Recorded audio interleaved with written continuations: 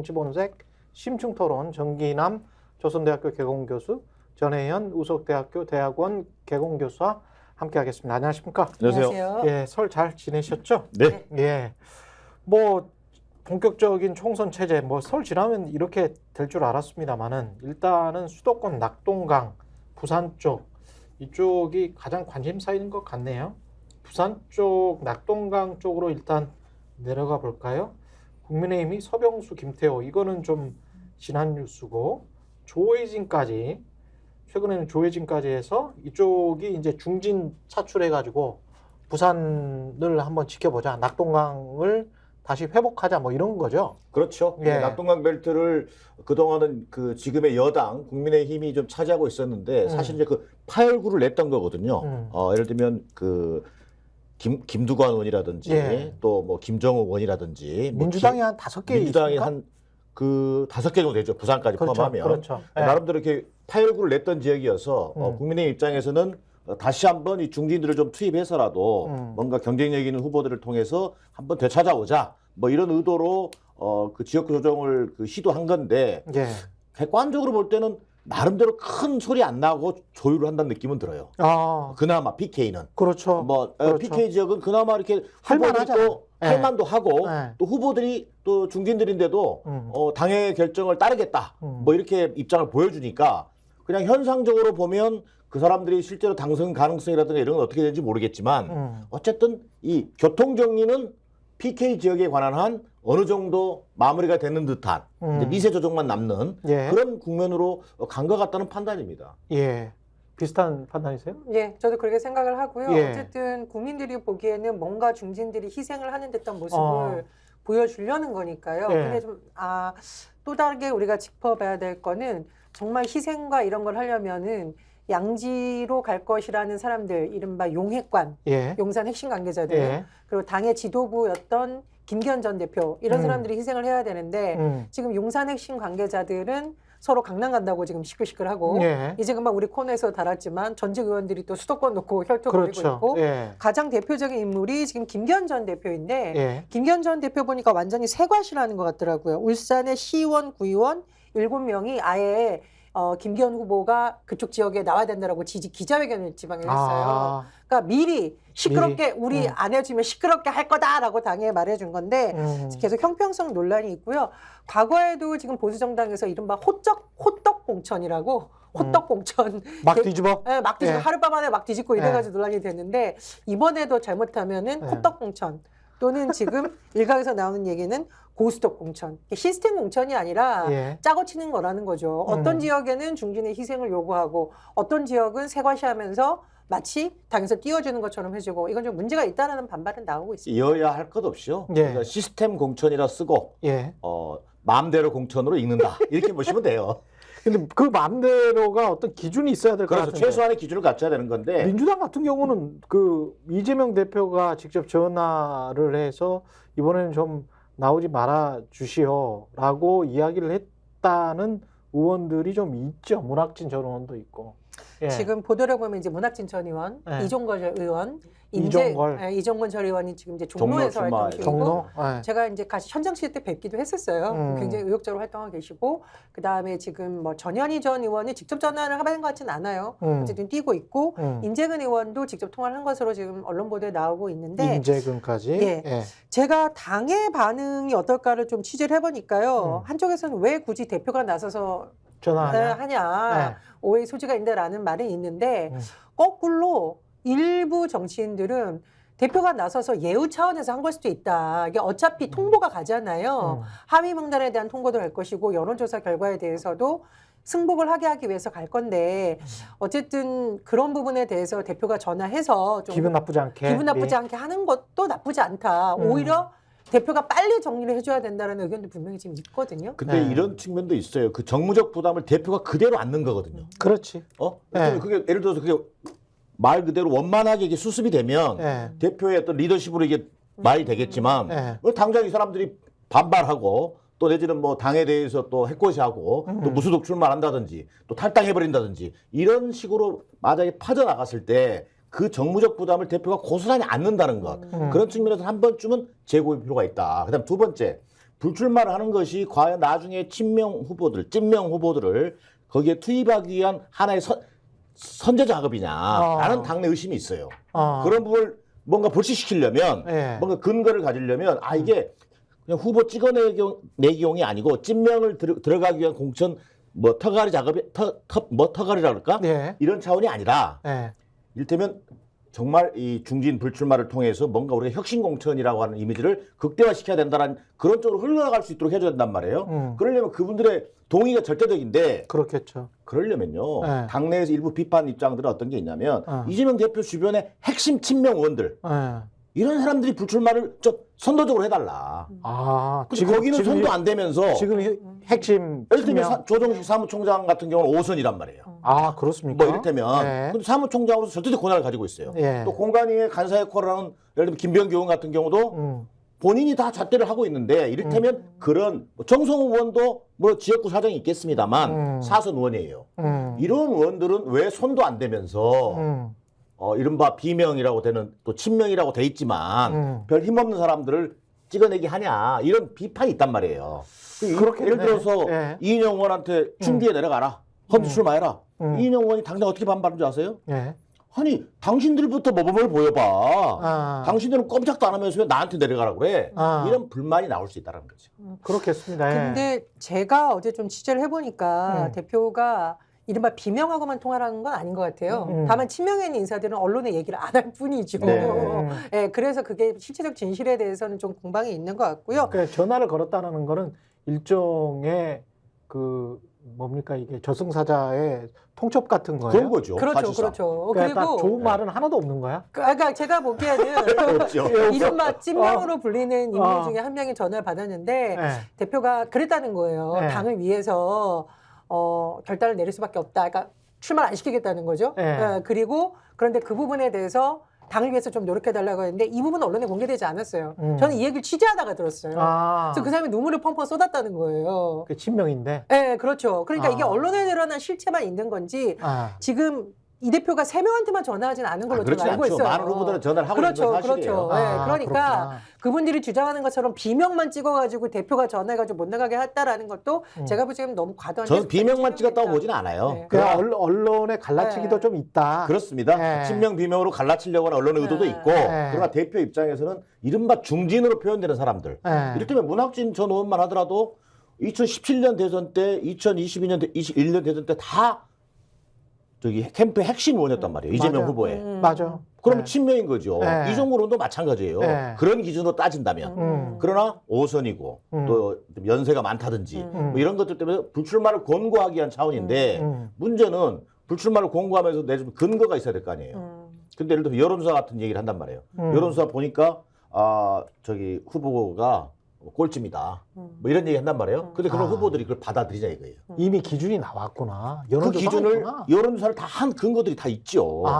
근데 그 여론조사 결과를 또 믿지 못해요. 후보들 입장에서는. 후보들이 다른 데 조사 결과에 따르면 그렇지 않거든요. 내가 해본 거는 다르던데. 다르다. 뭐 이런 식으로 이제 충돌하게 돼 있죠. 그렇겠네. 아니 근데 여론조사도 있고 당무평가도 지금 다 이미 사실은 거의 다 마무리됐잖아요. 현직 의원들에 대해서. 의정평가. 그렇죠. 의정평가라든가 여러 가지 다 평가를 한단 말이에요. 당에서. 그러니까 제가 알기로는 대표가 그런 걸 다 취합을 받았고 예. 좀 예우 차원에서 내가 직접 전화해서 한번 말씀을 드려보면 어떻겠느냐 이런 기회도 있었던 것 같습니다. 다만 결과적으로 그게 좋은 결과로 올지 아니면 이 대표에 대해서 비판을 하게 된 여지를 줄지는 앞으로 좀 근데 지켜봐야겠죠. 여야가 생각보다 둘 다 지금까지는 그렇게 큰 잡음, 그러니까 나 탈당할래 뭐 이런 이야기까지는 안 나와. 그 이유는 뭘까요? 좀 있어서 확정이 돼야 뭐 이런 이야기가 나올까요? 아니면은 흐지부지 되면서 둘 다 어떤 한동훈도 이재명도 이렇게 잘 마무리를 지을 수가 있을까요? 어떻게 저는 보십니까? 아직 시작도 안 했다고 생각합니다. 시작도 안 했다. 시작도 안 됐다. 자, 여야 마찬가지다. 자, 여당은 지금 TK 지역을 어떻게 할 거냐. TK 현역들을 이제 날려한단 말이에요. 아, 그렇구나. TK는 열안할 거예요. TK가 있네. 당장 현역 중진이 나자빠져야 된단 말이에요. 이준석도 지금 되고 갈 수 있고. 그럼요. PK는 상대적으로 쉬웠지만 예. TK가 남아있다. 거기는 현역들을 우선 손대야 한다는 문제가 생긴단 말이에요. 마찬가지로 민주당도 마찬가지입니다. 지금 친문이라고 하는 이른바 대파로 봤을 때 예. 친문 임종석 의원으로 대표된 전 의원으로 대표되는 예. 어떻게 할 거냐. 그다음 노영민 뭐 비서실장 네. 친문 문제는 아직 손도 못 댔단 말이에요. 뭐 전해철 의원이라든지 자, 이 문제를 어떻게 할 건지 남아 있고 그다음에 현역 의원 컷오프 20% 하위 20% 문제가 아직 공개가 안 됐단 말이에요. 이 사람들이 공개되는 상황. 예. 그러면 이 사람들이 다 튈 가능성이 많죠. 그렇지. 근데 이걸 지금 계속 미루고 있단 말이에요. 그러니까 지금 현재는 뭔가 조용해 보이지만 완전히 폭풍전야다. 그건 그렇군요. 여도 마찬가지, 야도 마찬가지다. 예. 이 과정에서 어떻게 이 공천 갈등을 정말 리더십을 가지고 갈등을 최소화하면서 예. 또 갈등만 최소화한다고 됩니까? 결국은 누구를 그러면 그 사람들을 컷오프 시켜내고 어떤 사람을 공천할 거냐도 중요한 문제란 말이에요. 여도 마찬가지, 야도 마찬가지긴 합니다만은 야가 훨씬 더 잡음이 많이 나올 소지가 있는 게 현역 의원들이 훨씬 많아. 많죠. 훨씬 많아. 그렇죠. 현역 의원이 많은 것도 있고요. 네. 지금 또 의원들끼리 경쟁하는 지역도 있고 하니까 굉장히 그렇지. 복잡하죠. 지난번에 굉장히 민주당이 많은 의석을 확보했던 게 네. 지금 교통 정리를 하게 하는데 더 어려운 요소인 건 맞는데 예. 근데 저는 제가 어제 좀 이렇게 취재를 해봤는데 국민들이 과연 임종석 저 실장이 공천받느냐 안 받느냐 그렇게 크게 솔직히 관심이 있나요? 그러니까 그것도 일종의 이제 언론이 만든 운동권 청산론의 프레임 중에 일부겠죠. 저는 그렇다고 예. 생각을 합니다. 예. 물론 그 지역에 출마하려는 분들하고 공천을 신청한 분들에서는 이게 한 신호가 됐으니까 그렇겠지만 국민들 입장에서 임종석 전 실장이 공천 받느냐 안 받느냐가 윤석열 정부의 심판론에 어마무시하게 중요한 변수라고 관심이 솔직히 없어요. 없죠. 오히려 지금 당내에서는 그거는 굉장히 격가지적인 요소이고 어쨌든 이재명이라는 인물을 여의도에 불러들인 거는 기존의 여의도 정치권이 하지 못한 쇄신을 하라는 요구가 더 강하다. 그래서 당내 반발은 불가피한 것이고 오히려 쇄신과 혁신에 더 속도를 내야 된다. 이런 주장도 지금 당내에 되게 많아요. 제가 이거 어제 좀 취재를 해보니까 그런 아니, 전 상당히 일리 있는 얘기라고 봐요. 예. 이재명 대표 지도부가 만들어졌잖아요. 근데 아직까지 임종석 의원한테 공천 줘야 돼? 이런 여론이 있어요, 실제로. 할 만큼 다 했잖아.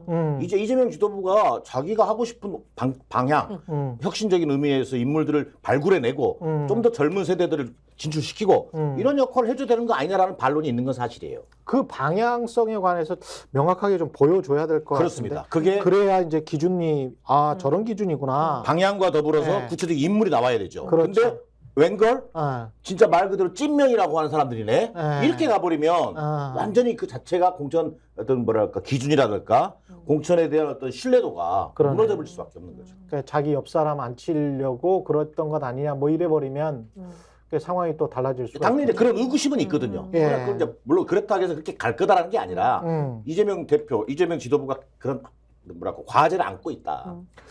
조국 전 법무부 장관 같은 경우에 이제 신당 창당한다고 어제 부산에서 선언을 했는데 민주당이 이것도 상당히 곤혹스러운 처진 거는 분명해요.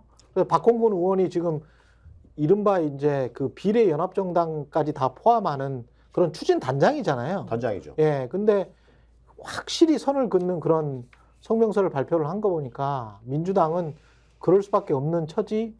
그렇죠. 예. 이게 확실히 지금 선을 그어야 이게 최소한의 불똥을 최소화할 수 있다. 예, 예. 이런 판단이 있었던 것 같아요. 그래서 예. 분명히 선을 그었는데 이걸 뭐 일부 언론에서는 손절한 거 아니냐 이런 평가도 있습니다만 실제로 이번 총선의 시대정신이라고 할 수 있는 윤석열 정권 심판에 혹시라도 이 조국 신당 변수가 어떤 희석화시키는 측면이 있지 않을까. 이걸 민주당 입장에서는 고민하지 않을 수 없는 이유다. 두 번째는 이 중도층이라고 하는 중도층의 어떤 그 자기 지지층 결집 플러스 중도층을 얼마나 확보하느냐의 싸움인데 선거라고 하는 것이 과연 조국 신당이 중도층을 확보하는데 오히려 민주당과 유사성이 높아지면서 오히려 민주당의 불리한 중도층 확보에 불리한 요소로 작동할 거라는 것이 지금 민주당의 고민인 거죠. 자, 그러나 이게 이제 만약에 창당은 지금 거의 기정사실화 되었지 않습니까? 그런데도 계속 이게 따로 갈 수 있을 것이냐 이런 논란은 저는 계속 될 거라고 봐요. 저는 총선 때까지는 따로 갈 거라고 봅니다. 그 이후에는 어떻게 될지 모르겠지만 예. 네, 총선 때까지는 따로 갈 수밖에 없죠. 말씀해 주셨듯이 민주당이 여러 가지 고민이 있는 거고요.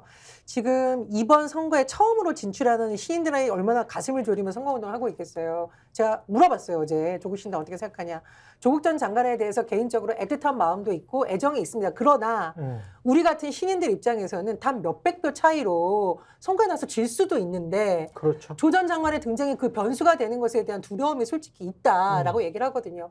특히 공정 논란이 사실은 젊은 세대 중심으로 예전 선거에서 일어났잖아요. 그렇죠. 그런 부분을 좀 의식 안 할 수가 없다라는 겁니다. 그래서 조 전 장관에 대한 연민이라던가 윤석열 정부의 어떤 독재적인 부분이라던가 검찰 정권에 대한 심판론에 대해서는 일부분 동의하지만 조국 신당의 등장이 그것을 현실화시키는데 좋은 작용이 될지 아니면은 저쪽 정당의 어부지리 성격으로 득이 될지 그 부분에 대해서는 굉장히 고민이 많은 거죠. 개긴 독인 50보, 100보 뭐 이런 이야기를 쉽게 할 수 있는 상황이 될 수도 있고 사실은 정권 심판론 딱 하나만 대두되는 거 하고 그러니까 전면에 윤석열 대통령이 너무 무능해 그리고 너무 횡포를 부려 이렇게 되는 거하고 지금 제3지대에서 주장하는 이낙연 전 대표가 주장하는 것처럼 양당의 횡포 때문에 한국 정치가 이렇게 됐어. 그러니까 이재명 대 윤석열 둘 다 문제야 라고 이렇게 프레임이 씌워지는 거하고 민주당 입장에서는 두 번째 프레임도 아주 고약하단 말이죠. 부담스럽죠. 예. 그래서 거기 그 프레임에서는 이제 헤어나오고 싶은 거지. 예. 그런데다가 원초적으로 뭐 각각의 생각이 다를 수 있겠습니다만 정말 어찌 보면 조국 신당이라고 하는 것이 지금은 이제 현실화돼 버렸지만 사실은 이 팬덤 정치 기반으로 팬덤 정치를 기반으로 정당을 만든다. 그걸 통해서 무슨 명예 회복을 추구한다.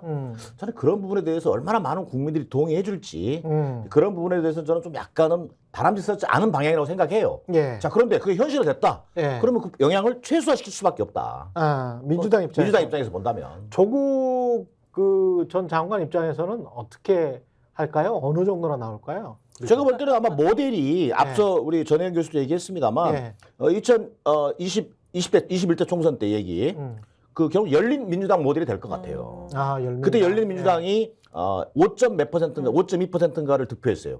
비례대표도만 내가지고 지역구도 안 내고 그렇게 해서 얻은 의석수가 3석입니다. 아. 그때 최강욱 의원, 뭐 김의겸 의원 등 해서 손혜원 의원인가 3사람인가가 됐지 않습니까? 그렇죠. 자 이번에도 그러면 신당 조국 의원이 나름대로 이 팬덤이 있잖아요. 강성 지층이 있단 말이에요. 있죠. 그러면 그때 그 없었던 열린민주당도 3석인데 그러면 조국 신당도 최소한 목표치가 3석 이상은 될 가능성이 많죠. 조국 전 장관이 전국을 돌면서 돌아다닐 거 아니에요.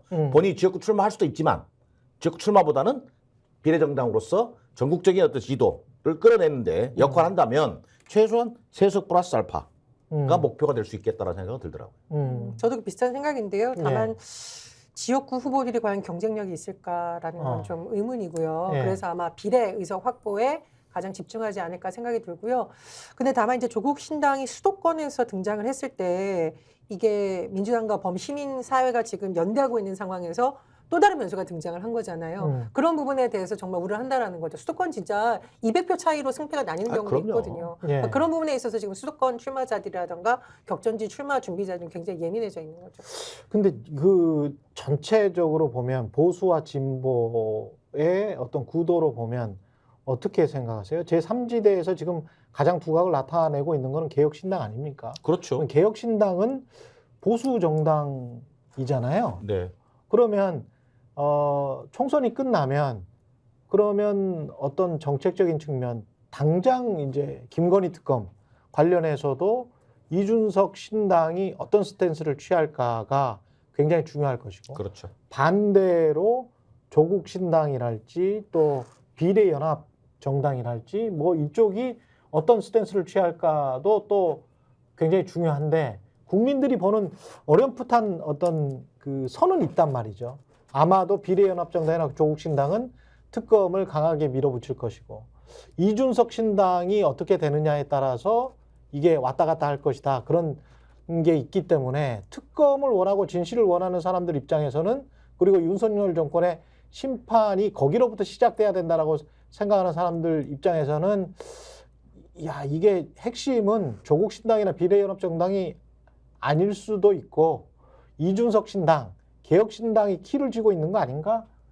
나중에 향후 전국에 총선 이후에 몇 석을 가져갈 수 있을지는 모르겠지만 그쪽에서 뭐 가령 한 20석을 가져간다면 진짜 레버리지를 지렛대를 쓸 수 있는 그런 힘이 생기는 거 아닌가? 실제 그렇게 되겠죠. 만약에 원내 20석 이상을 교섭단체 이상을 만약에 목표에서 그것이 현실화 된다면 완벽한 캐스팅 보트가 되는 거죠. 그러면서 여차하면 개헌선이 넘어가고. 그럼요. 여차하면은 예를 들어서 특검법 문제에 있어서도 마찬가지로 본인들이 역할할 수가 있을 것이고 거부권을 행사해도 그렇게 굉장히 큰 어떤 영향력을 갖게 될 거라고 봐요. 근데 물론 그러나 20석을 얻어낼 수 있을 것이냐 비례 포함해서 본인들은 목표를 30석으로 얘기하지만 근데 그런 부분에서 캐스팅 보드가 된다는 것은 분명해 보인다. 두 번째, 저는 어제 개혁신당 최고위원회 첫 최고위원이었잖아요. 근데 이준석 대표가 나름대로 우리가 중도 보수 성향을 저는 그렇게 보는데 중도 보수 성향의 정당으로 보는데 저는 어저께 얘기하면서 선명 야당을 내걸었어요.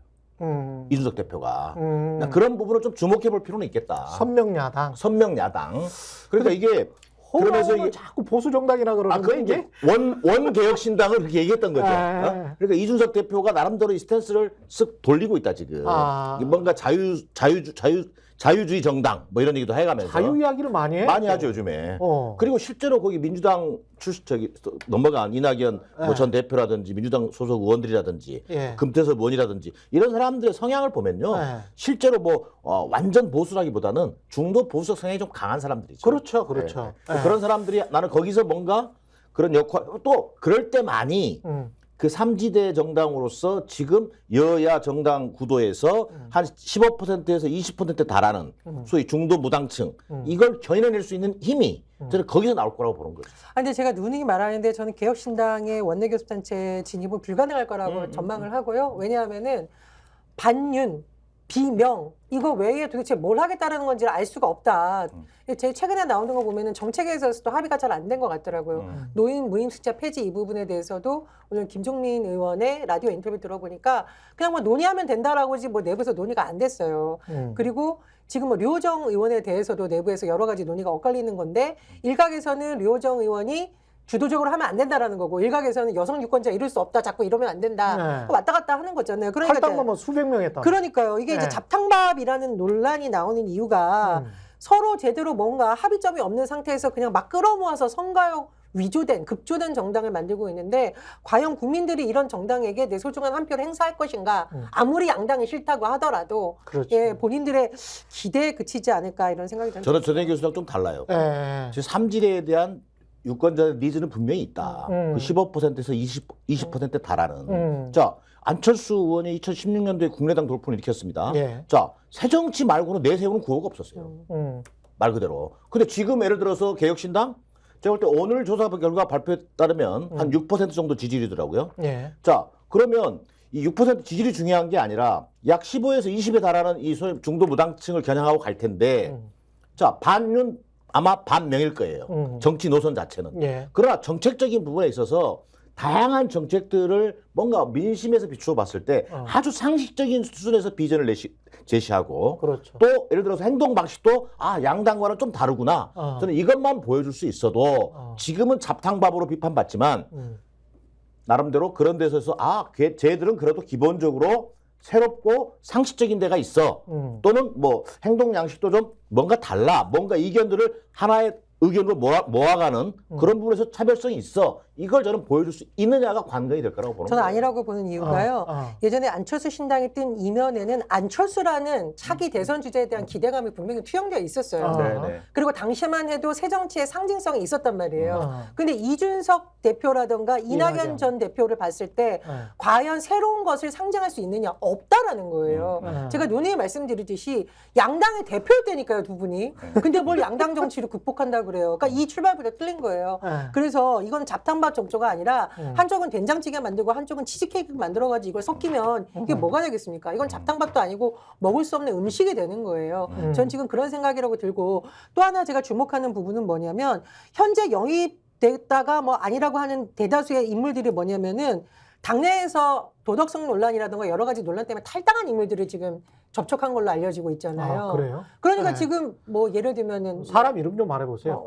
황보승이 뭐 의원이라든가 양정숙 의원. 양정숙 의원이라든가 진짜 황보승이는 왜 해?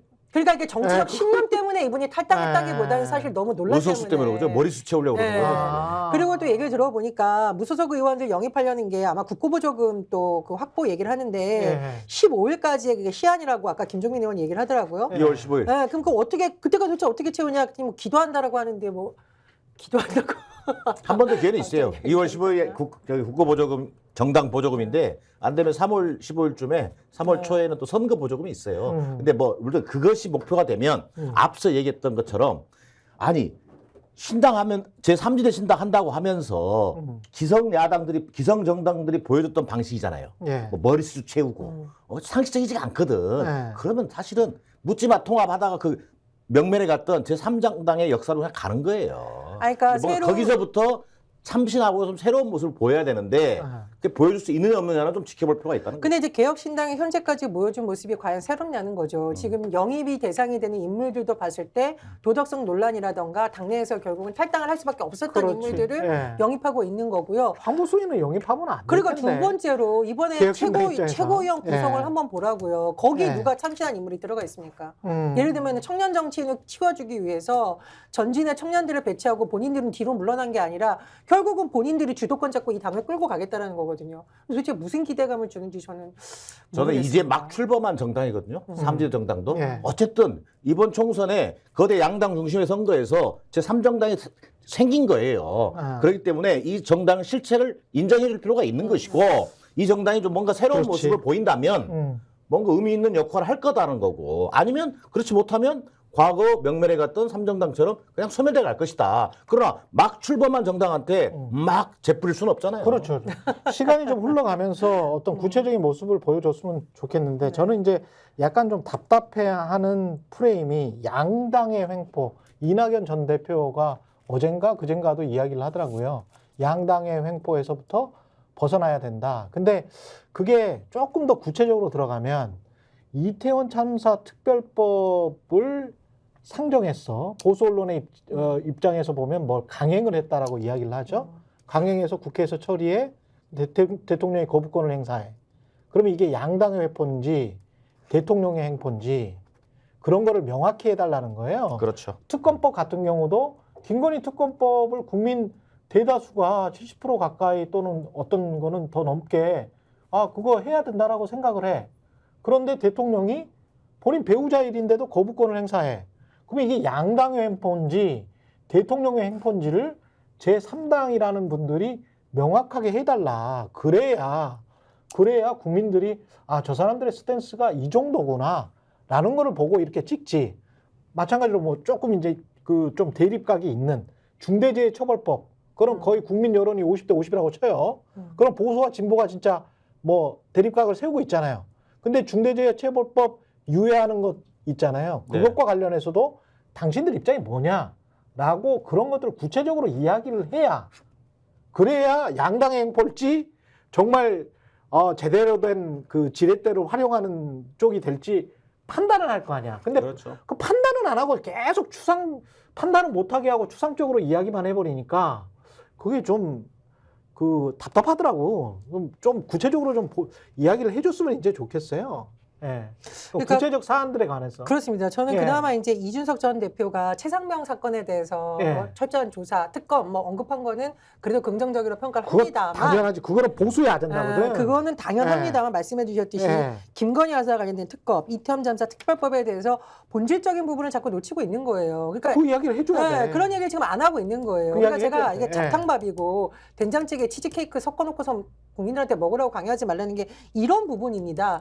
말로만 양당 정치를 극복한다고 하는데 지금 현 윤석열 정부에서 나타나는 문제가 양당 정치만의 문제예요. 이태원 참사가 도대체 양당 정치랑 무슨 상관이 있습니까? 김건희 여사가 명품백 받은 게 양당 정치 때문이에요. 그러니까 본질적 문제를 자꾸 비껴가고 엉뚱한 문제를 가지고 자꾸 노이즈 마케팅을 하려고 하니까 개혁신당이 그 이름에 맞는 값을 못하고 있다. 저는 이렇게 보고 있는 거죠. 지금 말씀하시기 좀 맞고요. 맞아요. 저는 막 출범했으니까 그런 것들을 우리가 요구해야 한다고 봐요. 너희들이 가지고 있는 상식적 비전이 뭐냐? 이태원 참사에 대한 입장은 뭐냐? 김건희 특검법에 대한 입장은 뭐냐? 그렇지. 이런 식으로 견인해 가야 되는 거죠. 예. 거기서 어리버리하고 이준석 대표가 말로만 선명야당 하겠다고 하면서 내놓는 것은 뭐 예를 들면 맨날 그 거대 양당 구조만 비판한다든가 네. 이러면은 설득력을 잃게 되는 거죠. 네. 저는 그런 과정을 밟게 될 거라고 보는 거예요. 그리고 운동권 청산론을 한동훈 비대위원장이 다시 들고 나왔는데 이거는 사실 586 청산론 중앙일보가 한 10년 전부터 써서 재미를 사실 봤죠. 그걸 이제 다시 한번 리바이벌 정권 심판론에 맞서서 리바이벌 한 것 같은데 이게 지금 먹힐까요? 어떻게 보십니까? 아니, 저는 황당한데 예. 그러니까 민주당 내에서 좀 젊은 주자들을 내세워야 되니까 586 선배 정치인들이 길을 터줘라. 이거는 저는 뭐 당내에서 갑론을박이 있을 수 있다. 충분히. 그러나 예. 지금 이거를 한동훈 위원장이 들고 나온 거는 말도 안 된다라고 하는 건데 제가 한번 따져보면은 물가를 그러면 86 정치인들이 올려놨나요? 그러니까 이게 마치 축구를 졌는데 클린스만 감독이 차범근 탓하는 것처럼 황당무계하다는 겁니다. 지금 언제적 얘기 들고 나오냐라는 거 듣고 제가 지금 한동훈 위원장한테 꼭 하고 싶은 얘기가 있는데 그거 유튜버한테 혹시 과외받는 거 아니냐 의심스러워요. 하는 말마다 어떻게 그거 유튜버들이 하는 말하고 똑같습니까? 그 김포 목련 어쩌고 저쩌고 뭐 세비사건 어쩌고 저쩌고 이번에 운동권 하는 거 그거 유튜버들 한번 보세요. 똑같이 하고 있는 말을 그대로 갖다 와요. 적어도 여당의 비대위원장이면 윤석열 정부가 뭘 잘했고 앞으로 잘할 테니 힘을 실어라. 이게 전공법이죠. 이게 자꾸 꼼수로 물타기를 하다 보니까 비판이 나오고 있는 겁니다. 제가 보기엔. 그러니까 그 뭐 정부 여당의 대표가 할 얘기는 아니죠. 네. 이것은 민주당의 공관위원장이 할 얘기예요. 그동안 운동권 출신들이 정계에 많이 진출했는데 보여준 예를 들면 도덕성의 문제라든가 무능의 문제라든가 이런 게 있어서 우리가 적극적으로 걸러내겠다. 이런 얘기를 공관위원장이 할 얘기를 왜 한동훈 위원장이 하고 있냐고요. 그러니까 극우 유튜버들이 하는 얘기를 그냥 관성적으로 갖다 붙이는 거고 또 더 나아가서는 이게 검사 출신들이 뭔가 좀 이 콤플렉스가 있는 것 같아요. 과거 뭐 소위 민주화운동 할 때부터 이 검사들이 대척점에 있었잖아요. 예. 이 사람들이 보면 정치할 때 꼭 이 운동권 출신들을 물고 들어진단 말이에요. 자칫 잘못하면 이것이 한국 현대사를 부정하는 순서까지 갈 수 있단 말이에요. 예. 그런 의미에서 저는 그렇게 오래 갈 수 있는 그런 이슈는 아니다. 그런데 거기에 그냥 붙잡고 한동훈이 지금 있을 뿐이다라고 저는 봐요. 이게 지금 또 한 가지만 덧붙이자면 제가 그 제 TV에서도 그 누차 말씀드리는데 검사 출신들은 지금 말씀하신 거하고 똑같습니다. 그 과거에 이제 김기춘 씨도 지금 최근에 사면하고 그랬었지 않습니까? 김기춘 씨 같은 경우가 유신헌법 초안 만들었고 검사 시절에 그리고 사람들 간첩으로 만들어 가지고 본인이 사인해서 최승호 PD가 그 관련해서 취재도 하고 그리고 김기춘 씨는 거기에 관련해서 부인을 하고 본인 사인이 분명히 들어가 있는데 근데 그 사람은 관련됐던 그 서울대생은 그 제1교포 서울대생이죠. 예, 고문 당해가지고 정신이 돌아서 40년 동안 그렇죠. 예, 할아버지로 지금 늙어. 근데 그런 분들이 사실은 검사들 당시에 뭐 치안본부 뭐 이런데 당한 사람들이 적어도 수천 명 아닙니까? 예, 그 사람들이 뭐 정치인입니까? 뭡니까? 그냥 무고한 시민들이고 무고한 대학생들이잖아요. 근데 그런 짓을 했던 검사들의 행태에 관해서 과거에 문무일 검찰총장이 한번 사과를 했었잖아요. 네. 과거사와 관련해서. 네. 근데 검사 출신들이 한동훈이건 윤석열이건 저는 본인들 선배들이 했던 짓 그리고 진짜 국민들에게 했던 나쁜 짓에 관해서 늘 겸허하고 좀 조심하는 마음, 겸손한 마음 그리고 선배들이 나쁜 짓을 했기 때문에 나는 혹시 그런 짓에 가담하지 않았던 그런 무리 안 든 후배인가라는 것에 관한 자성과 성찰이 있어야 된다. 그리고 이제 정치를 하고 계속 정치를 하고 싶다면 그런 거를 이어나가야지 오만불손하게 싸잡아서 운동권 이야기를 하는 거는 정말 그 여의도의 구태문법을 이 사람이 배우고 있는 건 아닌가 그런 생각도 좀 들고요. 이 검사 출신들은 특히 이런 부분에 본인들이 오만하지 않게 보이도록 뻔뻔하고 오만하고 위선적이지 않게 보이도록 좀 조심을 해주세요. 본인들이 아직도 권력기관인 양 생각을 하고 하대하는 듯한 생각을 가지고 있으니까 국민들을 주권자를 하대하는 듯한 생각을 가지고 있으니까 이런 망발이 나오는 거예요. 그러니까 그리고 옆에서 이제 보수 언론은 운동권 청산론 하면서 한 10년 동안 이렇게 부추기고 그 사람들이 언론 통폐합하면서 가장 혜택을 봤었던 사람들 아닙니까? 조중동이라는 그 매체 자체가. 그래서 윤석열 정부와 한동훈 비대위원장 체제에서 진짜 검사 천국, 국민 지옥. 국민이란 말이 그렇다면 민생 지옥 아닌가요? 경제를 이렇게 망쳐놓고서는 뭔 엉뚱한 남의 짓 탓을 하고 있습니까? 집권 여당의 책임이잖아요. 그 부분에 대해서 정확하게 짚고 넘어갈 필요가 있는 거고, 또 하나 저는 한동훈 비대위원장 별명을 서초대군이라고 해요. 서초동에 있다고 온 검사 출신 대군, 서초대군. 윤석열 대통령은 왕조정치, 한동훈 위원장은 지금 서초대군이다. 과거에 이른바 영일대군으로 불렸던 이상득 전 의원과 방통대군으로 불렸던 최시중 방통위원장이 나중에 정권 말기에 어떻게 되는지 한번 좀 보시기 바랍니다. 그 권력자의 힘을 얻고서는 반성하지 않고 오만하게 불었던 세력들이 결국엔 감옥 갑니다. 그럼요. 지금 한동훈 비대위원장이 지금 그렇게 오만하게 남의 집 사정 걱정할 때가 아니라 이 민생이 파탄난 현 정부에서 도대체 뭘 했는지 지금 그리고 검사들이 사방에 공천 양주로 간다 그러면서 당의 시스템 공천을 호떡 공천이나 고스톱 공천이라는 비아냥이 나오는 이후부터 돌아봐라. 남의 집 사정 걱정할 때가 아니다. 근데 국민들이 검사나 이런 공직자를 존경하는 게 아니고 무서워하는 것뿐입니다. 그렇죠. 예, 그거는 잘 한번 생각을 해보세요. 이런 역사를 가지고 있는 나라에서 특히 이제 민주적인 역사도 아닌 어떤 역사를 가지고 있는 나라에서 참 검사 출신들이 겁이 없다. 국민들을 함부로 본다. 그런 생각이 들어요. 이게 현 정부에서요. 그 정말로 정치적 중립성을 지켜야 될 검찰 조직과 법무부가 계속 비판의 대상이 되고 있는 거잖아요. 예. 또 하나 있죠. 국가공무원 인재 개발원. 진짜 깜짝 놀랐어요. 이게 어떻게 국가공무원의 양성을 주요하는 그런 기관에서 유튜브에다가 윤석열 대통령 찬양을 이렇게 노골적으로 할 수 있냐는 말이에요. 그래서 제가 말씀드렸듯이 검사 천국, 극우 유튜버 천국, 민생 지옥 근데 정도예요. 인재개발원에 그거 올린 거는 심각하던데. 이따 박정원 원장님이랑 그 이야기도 좀 잠깐 해봐야 되겠는데 윤석열 대통령이 전쟁을 선포했다라는 거를 그걸 정부 홈페이지에다가 올려버리면 그거 어떻게 하자는 거예요 지금. 전쟁하겠다는 거야? 통제 불가능 수준이더라고요. 아니 정신 나간 사람 아니야. 그 인재개발원장이면 1급 아닙니까? 그렇죠. 아니 우리 세금으로 지금 뭐 하자는 거야? 전쟁하자는 거야? 아니 그리고 세금 가지고 그런 걸 왜 만듭니까? 아유. KBS 사태도 그렇고 네. 최근에 지금 국가공무원 인재개발원 유튜브 논란도 그렇고 다 일맥상통하잖아요. 네. 모든 기관과 공영방송과 공무원을 윤석열 대통령의 찬양대로 만드는 건데 아니 보편적이고 상식적인 사람들이 비상식적이니까 문제인 거죠. 아니 그 1급을 그런 사람을 앉히면 어떻게 하자는 거야 지금. 그 유튜버 출신을 앉힐 때부터 이미 예고됐던 참사죠. 아유.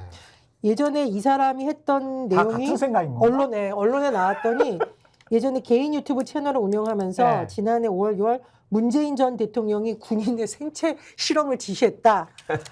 중국 공산당이 박근혜 퇴진 시에 영향력을 행사했다라는 주장을 이미 했었던 인물이에요. 이런 인물을 국가공무원 교육의 핵심으로 발탁했다라는 것 자체도 비상식적이죠. 그거 유튜버 참. 네, 정기남 조선대학교 개공교수, 전혜현 우석대 대학원 개공교수였습니다. 고맙습니다.